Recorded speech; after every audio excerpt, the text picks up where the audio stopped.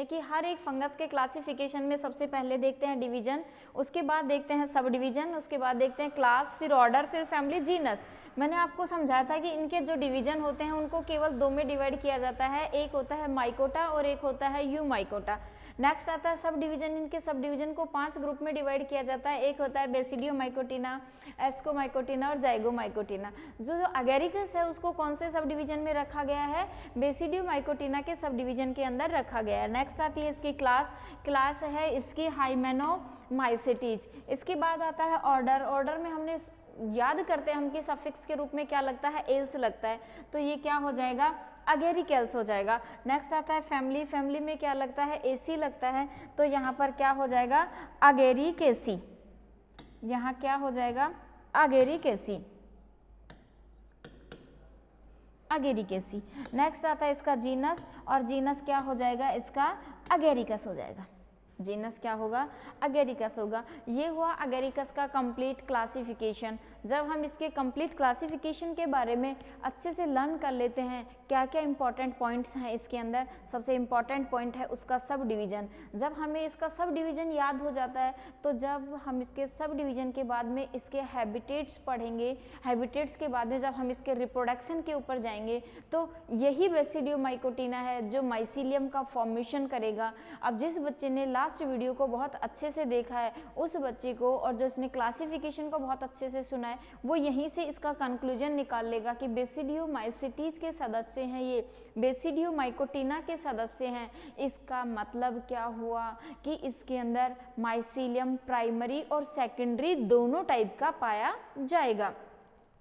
ये सबसे important points होते हैं इसके अंदर। एक होता है यूमाइकोटा, कि इसको किस में डिवाइड किया जाता है? यूमाइकोटाज के अंदर डिवाइड किया जाता है। एक होता है माइकोटा, एक होता है यूमाइकोटा।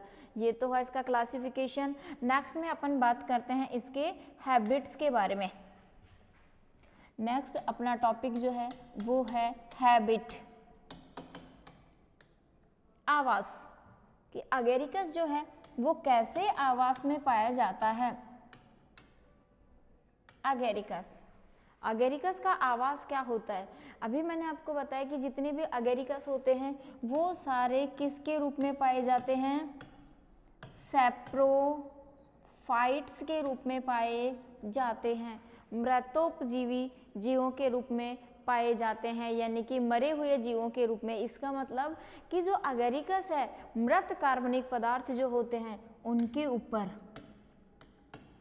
मृत कार्बनिक पदार्थ,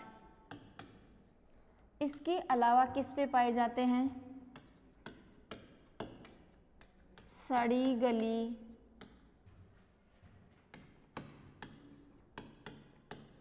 लकड़ियों पर। किस पर पाए जाते हैं? इसके अलावा सड़ी गली जो लकड़ियां होती हैं उनके ऊपर भी कौन पाए जाते हैं? अगेरिकस पाए जाते हैं। किसके रूप में? सैप्रोफाइट्स के रूप में ये आवास करते हैं, यानी कि निवास करते हैं। इसीलिए इसका दूसरा नाम क्या होता है? मिडोव मशरूम। इसका दूसरा नाम क्या रख दिया जाता है? मिडोव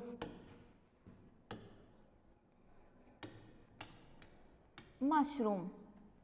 दूसरा नाम क्या होता है इसका? मिडोव मशरूम। मिडोव मशरूम का मतलब होता है कि मरी हुई मशरूम, यानी कि मृत कार्बनिक पदार्थों के ऊपर पाई जाने वाली मशरूम। तो ये क्या रख दिया जाता है? इसका दूसरा नाम रख दिया जाता है मिडोव मशरूम। इसके बाद अपन बात करते हैं कि इसके अंदर पाए जाने वाला फूड मटेरियल जो है वो किसके रूप में स्टोर पाया जाता है? Store food material, store food material. ये हमने देखा है कि है तो फंगस ही, इसका मतलब अपना भोजन खुद नहीं बना रही, दूसरे जीवों से सैप्रोफाइट, पैरासाइट, सिम्बायोट्स के रूप में अपना भोजन ले रही है। तो फूड मटेरियल किसके रूप में स्टोर पाया जाएगा? ग्लाइकोजन। किसके रूप में स्टोर पाया जाएगा? ग्लाइकोजन के रूप में स्टोर पाया जाएगा, या फिर किसके रूप में पाया जाएगा? ऑयल ड्रॉप के रूप में, तेल की बूंदों के रूप में, या फिर ये ग्लाइकोजन के रूप में स्टोर पाया जाता है। नेक्स्ट अपन नेक्स्ट पॉइंट की बात करते हैं कि इनकी सेल वॉल जो है वो कैसी होगी। नेक्स्ट पॉइंट आता है सेल वॉल। कोशिका की भित्ति। जब ये सैप्रोफाइट या पैरासाइट के रूप में ही अगर पाए जाएंगे तो सिंपल सी बात है कि इनके अंदर स्टार्च के रूप में तो बन ही नहीं रहा, तो सेल वॉल सेलुलोज की तो बनी हुई नहीं होगी। तो इनकी सेल वॉल जो है वो किसकी बनी हुई होती है? काइटिन की बनी हुई होती है। और कुछ फंगस ऐसी होती हैं जो फंगल सेलुलोज की बनी हुई होती है इनके अंदर, और कुछ के अंदर क्या बनी हुई होती है? Fungal cellulose. किसकी बनी हुई होती है? फंगल सेलुलोज की। पर इम्पॉर्टेंट क्या है? काइटिन की। तो अगेरिकस जो है, अगेरिकस की सेल वॉल भी किसकी बनी हुई होती है? काइटिन की बनी हुई होती है। नेक्स्ट अपन बात करते हैं इसके थैलस की। इनका थैलस जो है वो क्या होता है? वेल डेवलप होता है, सुविकसित प्रकार का होता है, वेल डेवलप्ड होता है, सुविकसित। अब सुविकसित का मतलब क्या है आपको ये पता होना चाहिए। एक होता है विकसित, एक कई जगह हम शब्द यूज करते हैं विकसित, कई जगह हम शब्द यूज करते हैं सुविकसित। तो यहाँ पर क्या यूज करते हैं? Well developed. वेल डेवलप्ड का हिंदी होता है सुविकसित प्रकार का। इसका मतलब इनके थैलस के अंदर केवल माइसीलियम अकेले नहीं पाए जाएंगे। जब हम थैलस पढ़ते हैं कि विकसित प्रकार का डेवलप यानी कि डेवलप प्रकार का थैलस पाया जाता है, तो हम वहाँ पर केवल एक ही शब्द यूज करते हैं, क्या? माइसीलियम। क्या पाई जाती हैं? माइसीलियम पाए जाते हैं। लेकिन वेल डेवलप शब्द आ गया, इसका मतलब इनके थैलस में पाए जाने वाले माइसीलियम भी दो प्रकार के पाए जाते हैं।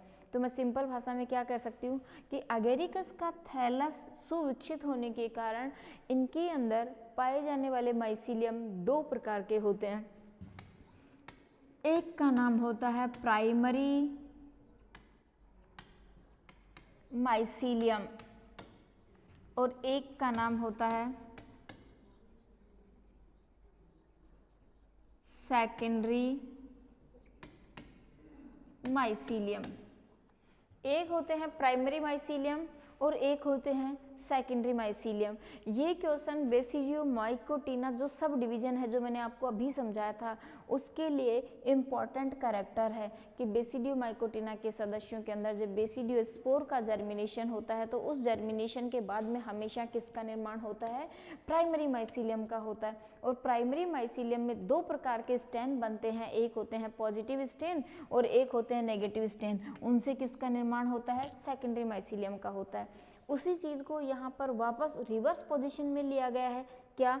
कि जो एगेरिकस है उनका जो थैलस है उसका डेवलपमेंट वेल डेवलप्ड होता है, इसलिए इनके अंदर दो प्रकार के माइसीलियम पाए जाते हैं, एक होते हैं प्राइमरी माइसीलियम और एक होते हैं सेकेंडरी माइसीलियम। अब मैं यहाँ पर ये बात कहूँगी कि प्राइमरी माइसीलियम का निर्माण किससे होता है, तो हमारा आंसर क्या होगा कि प्राइमरी माइसीलियम का निर्माण बेसिडियोस्पोर किससे होता है? बेसिडियोस्पोर के जर्मिनेशन द्वारा होता है।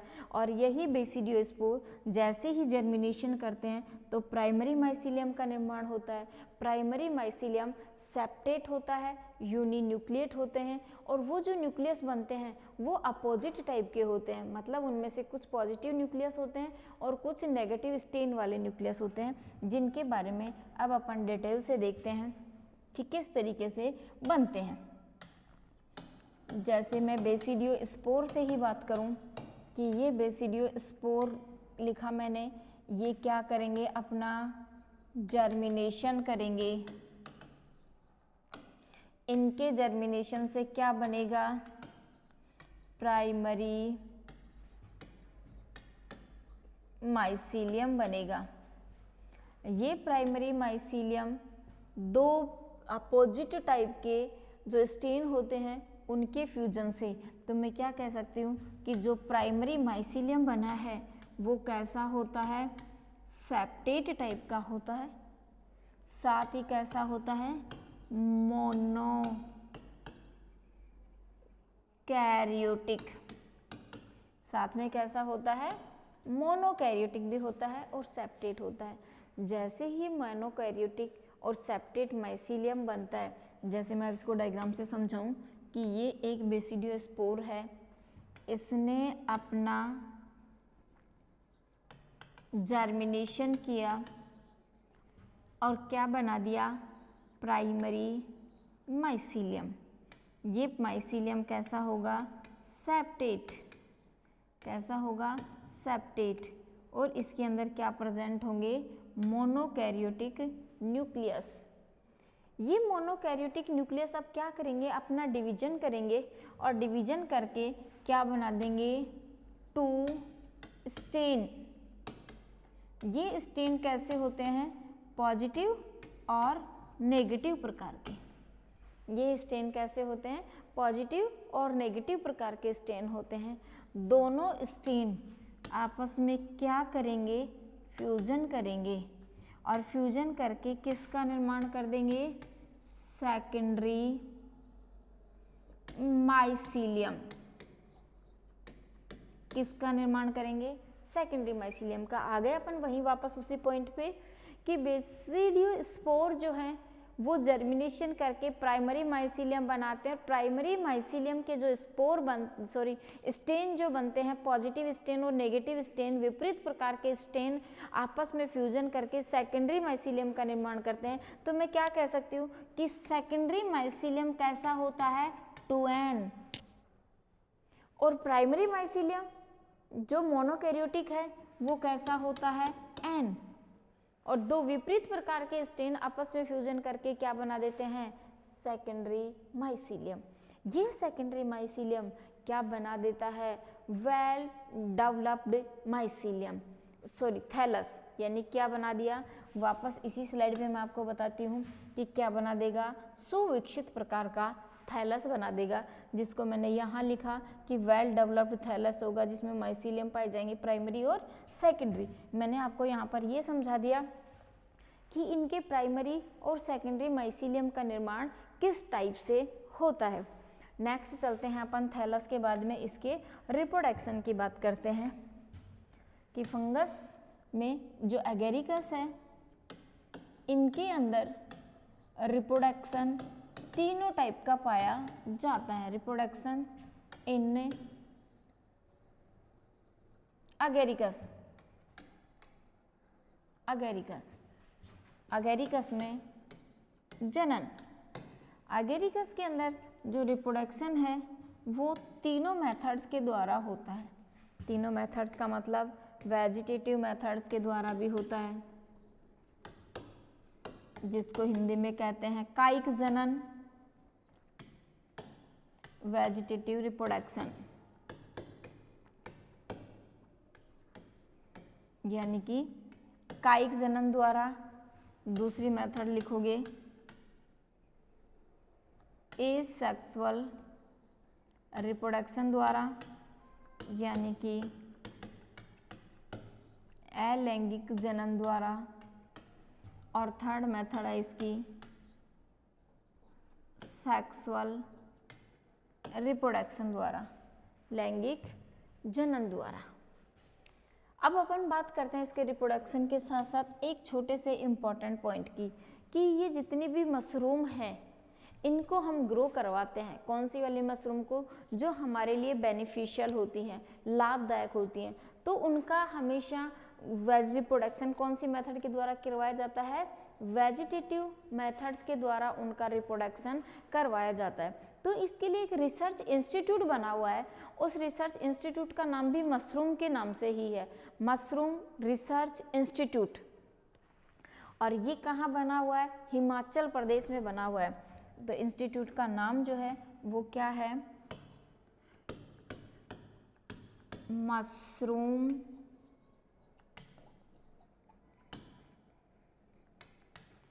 Research institute. कहाँ पर है,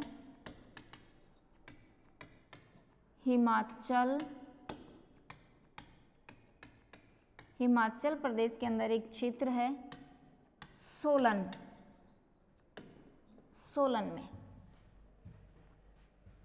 कहाँ बना हुआ है, हिमाचल प्रदेश में एक सोलन नामक स्थान पे बना हुआ है। क्या, MRI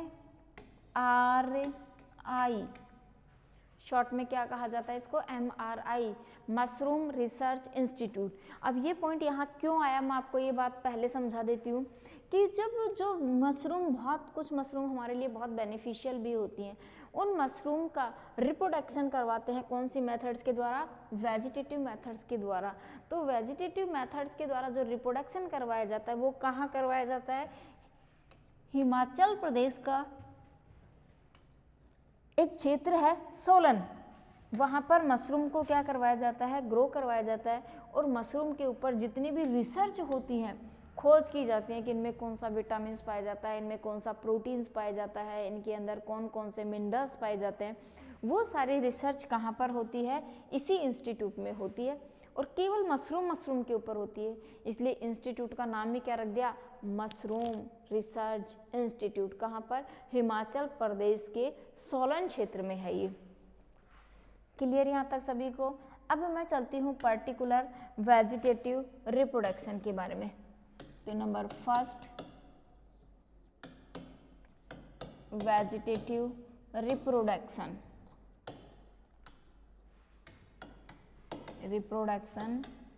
इन अगेरिकस, कि अगेरिकस के अंदर जो कायिक जनन होता है वो किस मेथड्स के द्वारा होता है। अब आपको सबसे इम्पॉर्टेंट जो मेथड्स है इसकी, वो केवल एक ही मेथड है और जिसके द्वारा जितने भी ग्रो करवाए जाते हैं वो सभी प्रकार के अगेरिकस को ग्रो करवाया जाता है। और जो रिप्रोडक्शन है वेजिटेटिव, इसकी एक मेथड होती है प्रोपेगेशन,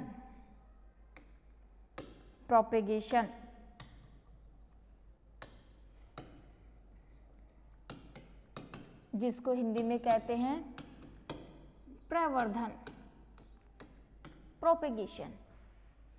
प्रोपेगेशन का मतलब क्या होता है आपको ये पता होना चाहिए। सबसे पहले वेजिटेटिव रिप्रोडक्शन है, प्रोपेगेशन करना है मतलब उसको टुकड़े टुकड़ों में काटना है और फिर उगाना है। जैसे हम सिंपल उगाते हैं आलू को उगाने के लिए कोई बीज नहीं होता, तो हम क्या करते हैं, जो आलू मोटे वाला जो पोटैटो होता है उसमें जहाँ जहाँ आई बड होती हैं उनकी आई बड पीसेज जो होते हैं उनको काटते हैं और अलग अलग स्थान पे उगा देते हैं। थोड़े दिनों बाद में क्या कर जाती है, वो ग्रोथ कर जाते हैं और फिर सेम प्लांट के जैसे बन जाते हैं। इसमें भी क्या किया जाता है, जो सेकेंडरी माइसीलियम है, या पॉइंट इंपॉर्टेंट ये है कि प्रोपेगेशन के लिए क्या यूज करते हैं, सेकेंडरी माइसीलियम का यूज करते हैं। सेकेंडरी माइसीलियम को क्या किया जाता है, एक एक फ्रेगमेंट से सेपरेट किया जाता है और जहाँ जहाँ डेड ऑर्गेनिक मटेरियल वाला कंपोस्ट होता है, यानी कि मृत कार्बनिक पदार्थ वाली जो मिट्टी होती है उसके अंदर इस तरीके से अलग अलग जगह पर ग्रो करवा दिया जाता है।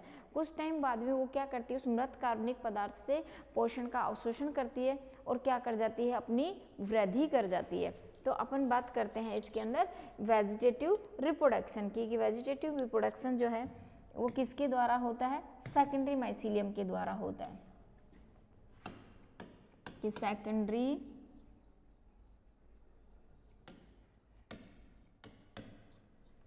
माइसीलियम के द्वारा होता है। सेकेंडरी माइसीलियम जैसे मैं डायग्राम से बनाऊँ आपको, ये बनाया मैंने सेकेंडरी माइसीलियम।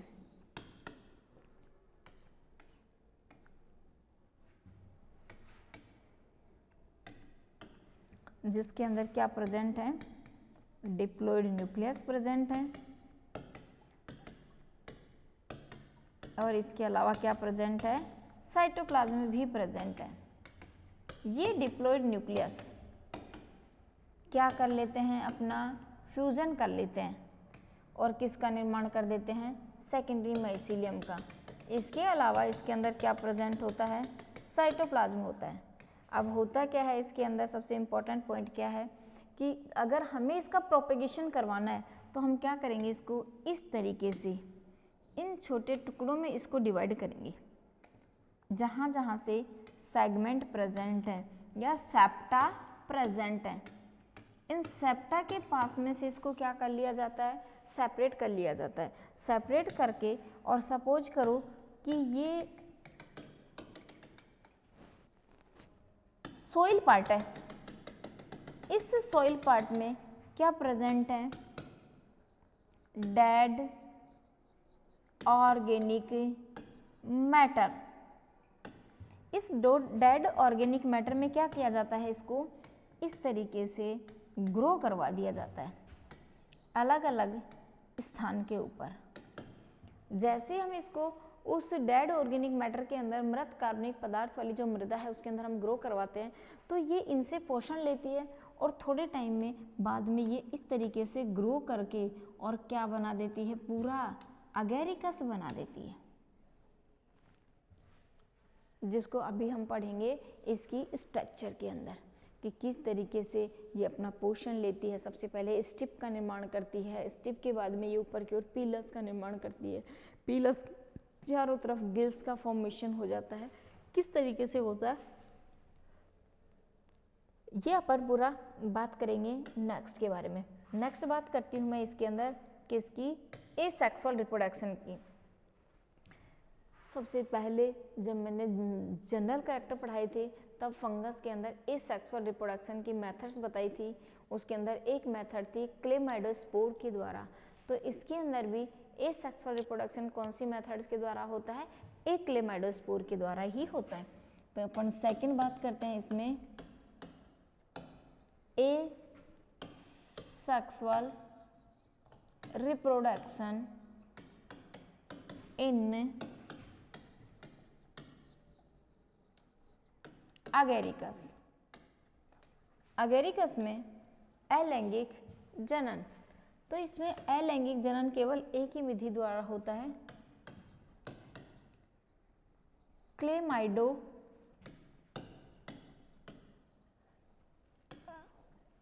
स्पोर द्वारा। कौन से स्पोर बनते हैं, क्लेमाइडोस्पोर बनते हैं। अब मैं आपको इसमें डायग्राम से समझाती हूँ कि ये एक जो क्लेमाइडोस्पोर हैं वो किस तरीके से बनते हैं और किस तरीके से रैप्चर होते हैं, और रैप्चर होने के बाद में ये बाहर निकलते हैं और निकल करके जर्मिनेशन करके और पुनः वही माइसीलियम बना लेते हैं और अपनी ग्रोथ करते हैं। इस तरीके से एक गोल आकार की इनके ऊपर क्लेमाइडोस्पोरेंजिया बन जाती हैं। ये क्लेमाइडोस्पोरेंजिया जो होती हैं इनके चारों तरफ एक थिक वॉल प्रेजेंट होती है। इस थिक वॉल के अंदर बहुत सारे क्या भरे हुए होते हैं, स्पोर भरे हुए होते हैं।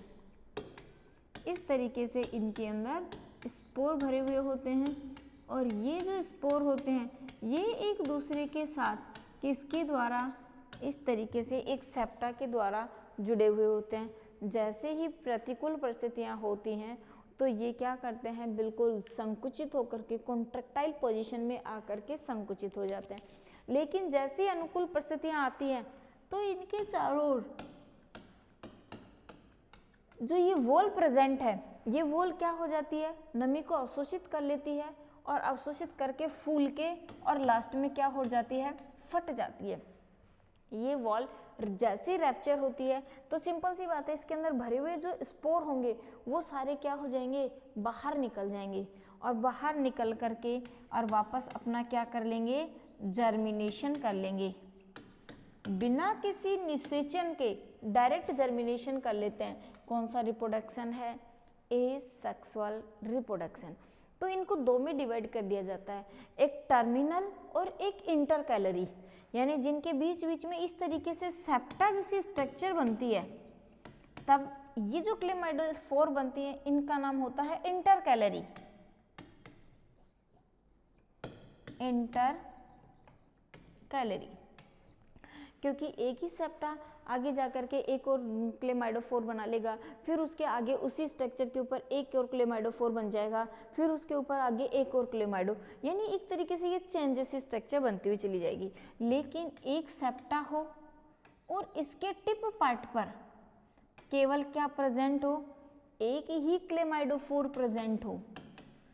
क्या प्रेजेंट हो, एक ही क्लेमाइडोफोर प्रेजेंट हो और इस क्लेमाइडोफोर जो क्लेमाइडोफोर बना वो भी कहाँ प्रेजेंट हो, टिप पार्ट पे, टर्मिनल पार्ट पे। जैसे ये कहाँ पर प्रेजेंट है, टर्मिनल पार्ट पे है, तो इसका नाम क्या रख दिया जाता है, टर्मिनल क्लेमाइडोफोर। तो जो एसेक्सुअल रिप्रोडक्शन है इसके अंदर टर्मिनल और इंटरकैलरी, दो प्रकार के क्लेमाइडोफोर बनते हैं और इन क्लेमाइडोफोर के अंदर क्या भरे हुए होते हैं, क्लेमाइडोस्पोर। याद रखना कि चाहे क्लेमाइडोफोर हो चाहे स्पोरेंजियोफोर हो, इनके ऊपर हमेशा स्पोरेंजिया लगी हुई होती है और इनके अंदर हमेशा क्या भरे हुए होते हैं, स्पोर भरे हुए होते हैं। ये स्पोर जैसे ही ये वॉल रैप्चर होगी, ये स्पोर हवा में तैरने लग जाएंगे।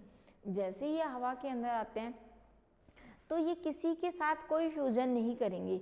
अगर इन्होंने विपरीत प्रकार के, दो टाइप की कंडीशन बन जाती है, अगर इन्होंने विपरीत प्रकार के स्पोर के साथ फ्यूजन किया तब तो वो चला जाएगा किसमें, सेक्सुअल रिप्रोडक्शन में।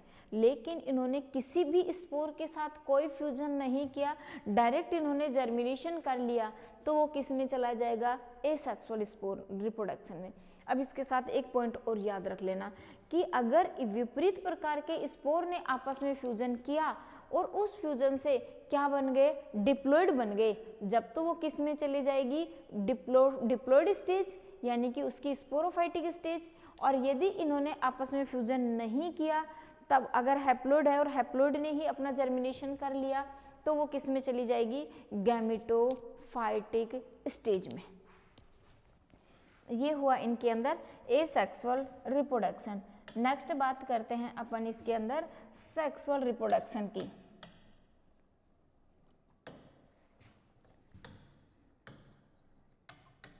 सेक्सुअल रिप्रोडक्शन, लैंगिक जनन।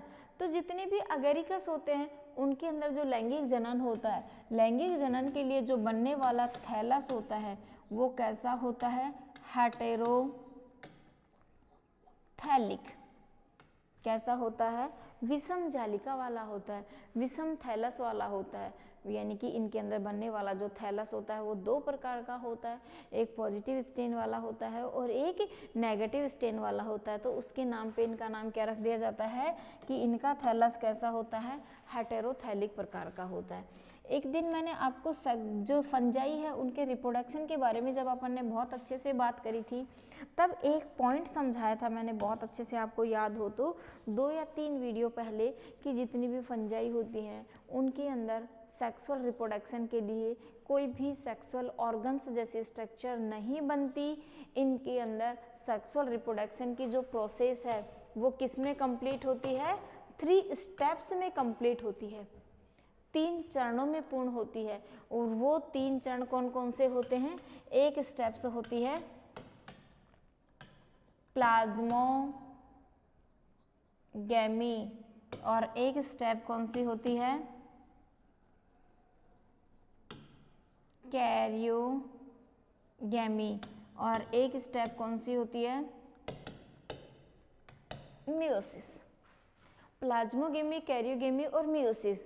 वापस मैं आपको वही पॉइंट दोबारा समझा रही हूँ क्योंकि ये इंपॉर्टेंट पॉइंट्स है कि जितनी भी फंजाई होती हैं उनके अंदर रिप्रोडक्शन की क्रिया के लिए कोई रिप्रोडक्टिव ऑर्गन्स जैसे स्ट्रक्चर नहीं बनती। इसीलिए रिप्रोडक्शन की प्रोसेस कंप्लीट होती है 3 स्टेप्स में। वो स्टेप्स होती हैं प्लाज्मोगेमी, कैरियोगेमी और मियोसिस। गैमी मतलब फ्यूजन, गैमी का मतलब ही क्या होता है, फ्यूजन। अब नाम है प्लाज्मोगेमी, इसका मतलब किसका फ्यूजन होगा, साइटोप्लाज्म का फ्यूजन होगा, साइटोप्लाज्म का फ्यूजन होगा।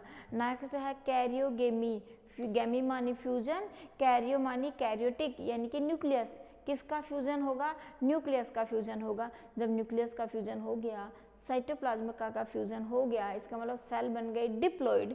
डिप्लॉइड सेल बनने के बाद में एक बार क्या होगा, उसमें मियोसिस होगा। मियोसिस के बाद में क्या हो जाती है, वापस सेल हैप्लॉइड बन जाती है। तो यहाँ मैं आपको इसको एक बार डायग्राम से समझाती हूँ कि किस तरीके से इनके अंदर प्लाज्मोगेमी की प्रोसेस होती है, किस तरीके से इनके अंदर कैरियोगेमी की प्रोसेस होती है और लास्ट में इनमें मियोसिस हो जाता है। जैसे ये बने प्राइमरी माइसीलियम की स्टेज, जिनके अंदर ये हैप्लॉइड न्यूक्लियस प्रेजेंट है और कुछ क्वांटिटी के अंदर इसके अंदर क्या प्रेजेंट है, साइटोप्लाज्म भी प्रेजेंट है। तो इसका नाम रख दिया जाता है साइटोप्लाज्म और इसका नाम होता है न्यूक्लियस। और इसके चारों तरफ ये क्या प्रेजेंट है, सेल प्रेजेंट है। इन दोनों के साइटोप्लाज्म का फ्यूजन, साइटोप्लाज्म फ्यूजन, जैसे ही साइटोप्लाज्म का फ्यूजन होता है तो इस तरीके से इनके बीच में एक ये ट्यूब लाइक स्ट्रक्चर बन जाती है और इनके न्यूक्लियस तो इनकी ही सेल के अंदर रहते हैं, लेकिन इनका जो साइटोप्लाज्म है वो इस तरीके से क्या करने लग जाता है, एक्सचेंज करने लग जाता है। यही प्रोसेस क्या कहलाती है, प्लाज्मोगेमी। प्लाज्मोगेमी, जैसे ये न्यूक्लियस इनका साइटोप्लाज्म में एक्सचेंज होता है तो क्या कर लेता है, फ्यूजन कर लेता है और क्या कहलाता है, प्लाज्मोगेमी। अब इसी ट्यूब के द्वारा, इसी साइटोप्लाज्म दोनों सेल्स के बीच में जो बनी हुई ट्यूब है, अब इसके द्वारा क्या करेगा, इनका जो न्यूक्लियस है वो भी क्या हो जाएगा, ट्रांसफ़र हो जाएगा। जैसे इस सेल के अंदर दोनों न्यूक्लियस आ चुके हैं और इसके अलावा इस सेल के अंदर केवल कुछ क्वांटिटी में साइटोप्लाज्म प्रेजेंट है। थोड़े टाइम बाद में इस सेल की तो हो जाएगी डेथ। ये दोनों न्यूक्लियस एक में आ चुके हैं, अब ये दोनों न्यूक्लियस आपस में क्या कर लेंगे, फ्यूजन कर लेंगे अपना, और इस तरीके से क्या बना लेंगे, 2n न्यूक्लियस। अभी तक ये n थे, अब इन्होंने फ्यूजन करके क्या बना लिया, 2n न्यूक्लियस। इस स्टेज को क्या कहा जाता है, कैरियोगेमी। क्या कहते हैं इसको, कैरियोगेमी। 2n न्यूक्लियस हो चुका है, साइटोप्लाज्मा का फ्यूजन हो चुका है। अब ये 2n न्यूक्लियस अपना क्या करेगा, मियोसिस करेगा। क्या करेगा, मियोसिस, यानी कि अर्धसूत्री विभाजन। और इसके अर्धसूत्री विभाजन के कारण इसके अंदर कितने न्यूक्लियस बनेंगे, 4। क्योंकि हम पढ़ते हैं इस चीज़ को बहुत अच्छे से कि मियोसिस डिवीजन एक बार नहीं होता, मियोसिस डिवीजन 2 बार होता है, meiosis first and meiosis second. तो meiosis first as a meiosis division, but meiosis second is a equal to mitotic division. यानी मियोसिस फर्स्ट जो है वो वास्तविक एक अर्धसूत्री विभाजन है, लेकिन मियोसिस सेकंड जो है वो वास्तविक रूप से एक समसूत्री विभाजन के समान है। तो इस तरीके से क्या बन जाती हैं, 4 हैप्लॉइड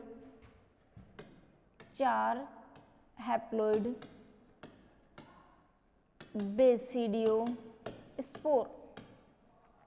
इस तरीके से किसका निर्माण हो जाता है, 4 हैप्लॉइड बेसिडियोस्पोर का निर्माण होता है। इनमें से 2 पॉजिटिव स्टेन होते हैं और 2 ही क्या होते हैं, नेगेटिव स्टेन होते हैं।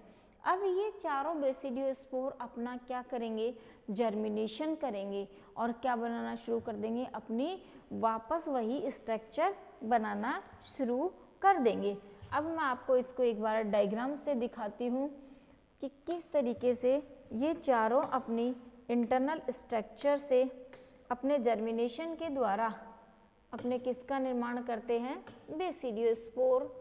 और ये बेसिडियोस्पोर जो हैं वो अपना डेवलपमेंट करके और किस तरीके से बनाते हैं। ये है अगेरिकस, जिसके अंदर ये पार्ट है इसका माइसीलियम। जैसे ही ये माइसीलियम कहाँ पहुँचता है, किसी भी फूड मटेरियल के पास, सेप्रोफाइटिक के पास पहुँचता है, अपना जर्मिनेशन करता है और जर्मिनेशन करके इस तरीके से एक स्टिप का निर्माण करता है। स्टिप का अपेक्स पार्ट के ऊपर ये गिलस प्रेजेंट होती है, इस गिलस के ऊपर की ओर एक पिल्स प्रेजेंट होती है, पिल्स के सबसे नीचे की ओर गिल्स और पिल्स दोनों जुड़ी हुई होती हैं एनस पार्ट से।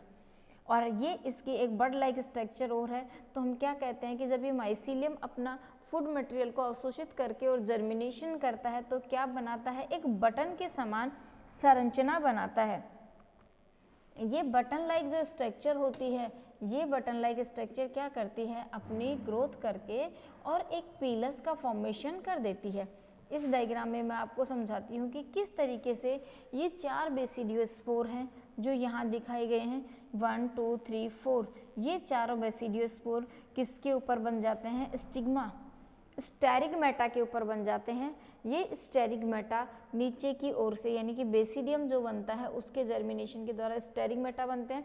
ये स्टेरिगमेटा बेसिडियोस्पोर बना देते हैं। ये बेसिडियोस्पोर वापस ज़मीन में गिर जाएंगे और क्या बना देंगे, माइसीलियम।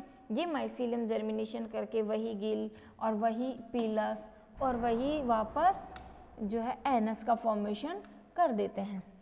अब अपन वापस अपने उसी टॉपिक पे आ जाते हैं। इसके ऊपर ये 4 बेसिडियोस्पोर हैं जिनको मैं आपको डायग्राम से समझाऊं कि किस तरीके से ये बनते हैं। इस तरीके से इनकी ये बेसिडिया बनती है और इस बेसिडिया के ऊपर यूं दिख रही है फिंगर लाइक स्ट्रक्चर आपको। इन फिंगर लाइक स्ट्रक्चर के ऊपर चैन के फॉर्मेशन में बेसिडियोस्पोर बनते हैं। तो ये बेसिडियोस्पोर जो है वो क्या होते हैं, 2 नेगेटिव स्टेन वाले होते हैं और 2 पॉजिटिव स्टेन वाले होते हैं। तो इस तरीके से इनके ऊपर ये बेसिडियोस्पोर बनते हैं। तो ये जो जर्मिनेशन के समय बनी है इसका नाम होता है बेसिडियम। और जो जर्मिनेशन करके और फिंगर लाइक स्ट्रक्चर बनती हैं, ये फिंगर लाइक स्ट्रक्चर क्या होती हैं, स्टेरिगमेटा। क्या कहते हैं इनको, स्टेरिगमेटा। ये स्टेरिगमेटा जो होती हैं इनके इस अपेक्स पार्ट के ऊपर जो आपको ये स्पोर दिख रहे हैं, ये कौन से होते हैं, बेसिडियोस्पोर होते हैं। जैसे ही फेवरेबल कंडीशन आती है ये बेसिडियोस्पोर जो स्टेरिगमेटा के ऊपर प्रेजेंट हैं ये नीचे जमीन में गिर जाते हैं और जर्मिनेशन जमीन में गिरते ही क्या लेंगे, फूड मटेरियल को एब्जॉर्ब करेंगे और एब्जॉर्ब करके और वापस किस कंडीशन में आ जाएंगे, वो प्राइमरी माइसीलियम में। जो हमने अभी थैलस के टाइम पे पढ़ा था कि थैलस वेल डेवलप्ड होता है, इसके अंदर प्राइमरी और सेकेंडरी माइसीलियम बनते हैं। प्राइमरी माइसीलियम का निर्माण इन बेसिडियोस्पोर के जर्मिनेशन के द्वारा बनता है। अब मैं आपको इसको एक डायग्राम से समझाती हूँ कि जैसे ही ये बेसिडियोस्पोर अपना जर्मिनेशन करते हैं तो इस तरीके की स्ट्रक्चर बनाते हैं जिसका अपेक्स पार्ट थोड़ा फूला हुआ होता है और यही अपेक्स पार्ट बाहर की ओर इस तरीके से ग्रोथ करता हुआ आकार में बढ़ता हुआ चला जाता है। तो जो बेसिडियम लाइक स्ट्रक्चर थी ये जो ऊपर की ओर बढ़ती है इसका नाम होता है स्टिप। स्टिप का जो अपेक्स पार्ट है, जो एक बटन के समान पार्ट है, ये पार्ट होता है इसका एनस पार्ट। इसके चारों तरफ इस तरीके से क्या बन जाती हैं, बहुत सारी गिल्स बन जाती है और गिल्स के बाहर की ओर जो आपको स्ट्रक्चर दिखाई दे रही है ये वाला पार्ट, ये होता है इसका पीलस पार्ट। तो मैं आपको समझाऊं कि जब ये ज़मीन से ऊपर की ओर ग्रोथ करते हैं तो इसका स्टिप जो पार्ट होता है ये वाला पार्ट ये बहुत ज़्यादा लंबाई में बढ़ जाता है और ऊपर तक चला जाता है। इसके ऊपर तक जाने से मशरूम की हाइट क्या हो जाती है, उतनी ज़्यादा बढ़ जाती है। तो इस पीलस के बढ़ने की वजह से इसके अंदर रेगुलर रूप से क्या होते हैं, ये कंटिन्यूअस बढ़ते हुए चले जाते हैं। इसके बाद में अपन जो है नेक्स्ट टॉपिक में इसकी इंटरनल स्ट्रक्चर की बात करते हैं। आज की क्लास अपनी इतनी।